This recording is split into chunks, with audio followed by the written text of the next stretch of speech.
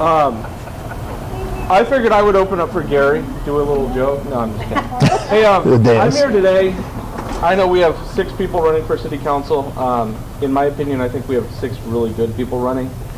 One in particular I know very well, and he happens to be standing here to the left of me. Gary and I have had numerous conversations early morning, late at night, the hours that he puts in especially. And I do not envy you at all for running for city council.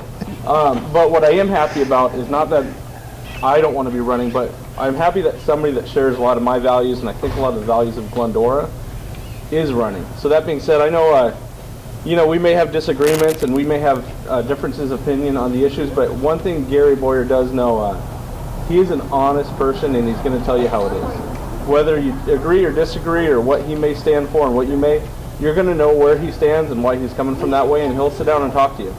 And I think that's very important right now in the political climate that we have. I know we have some issues facing Glendora regarding development, and it seems like sometimes it gets shut down and the citizens don't have a voice. I truly, truly believe that Gary is going to allow the citizens to have a voice. So I also want to thank Jane Bach for being here. She's on the Charter Oak School District Board. Thank you very much for coming. I know the school districts that's why people move to Glendora. We're in real estate. We see it every day. It's the low crime in the schools. So thank you for being a part of this. I know that you guys want to have your voice as well, but it is my great honor to introduce Gary Boyer.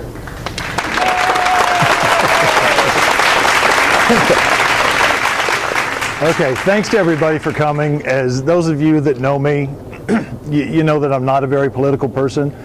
You know, we sort of go into something like this as a first-timer, not really having an idea what to expect. I've never even been to a kickoff before, let alone have one. But, you know, it's just nice to get people down here, get together, and have an opportunity to talk. You know, the bottom line is, honestly, 6 months ago, this wasn't in my thought process. You know, things happen and things change. And I actually had a good friend of mine that made the comment to me that, hey, you go to meetings, you talk about things, you know, you get up, you say what's on your mind. Maybe it's time to get off your butt and do something. So that's what I decided to do.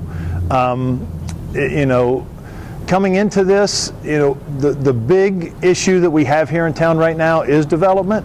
It's not necessarily development. It's high density development and the concern that we have with it getting out of control. There's a lot of things going on right now, and when I heard our city leaders make the comment that this high density development is going to be the future of Glendora, that's not the Glendora that I want to live in. That's not the Glendora that I want my grandkids to grow up and raise their families in. And there are 6 good people that are running for council. We have different opinions. And they just have, some of them have a different view of the future of Glendora than what I do. It's important that people get involved. As I've gotten into this, I've discovered that we have 30-some thousand registered voters in the city of Glendora. We have about 5,000 that vote for city council. And I'm hoping that I can reach out and try to get more than that involved in the city council election this time. The more people you get involved, the better it is. Again, never been to a kickoff before. You know, those of you that came out, some of you are my friends, we work together. Some people I've talked to on the phone and email and through Facebook, and I really appreciate you coming out. Zach just recently did a poll on Glendora City News as far as who would you vote for today.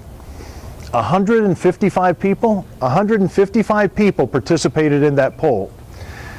Now, a couple weeks ago, he did a poll as to who has the best pizza in town, and had over 1,200 people participate in that poll.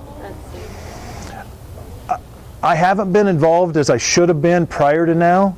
I know a lot of you have been much more involved than I have. Jane was very helpful to me when I first talked about doing this. I think you were the first person I talked to, and you said, "Are you out of your mind?" But you know, what it comes down to is we need to be more involved. We need to speak up a little bit more. I know it's tough to go to the meetings. I know it's tough to stay up to date on everything that's going on in the city. I think it's important that we elect people that we can trust to make decisions that are in our best interest. And that's what I'm hoping to do. I will make one promise to everybody here and everybody that votes, whether they vote for me or not. If I become your city council person, when you come and talk to me, I will listen to you. We may not agree. We may not agree, but I will listen to you. I will respond to you. I believe most questions can be answered with yes or no. There doesn't need to be a 400-word question when somebody asks the question as to what time is it. And that is what I promise that I will do, and I will look out for the best interest of Glendora. I want Glendora to be a great place when Tessa and Derek and Jacob are raising their kids here.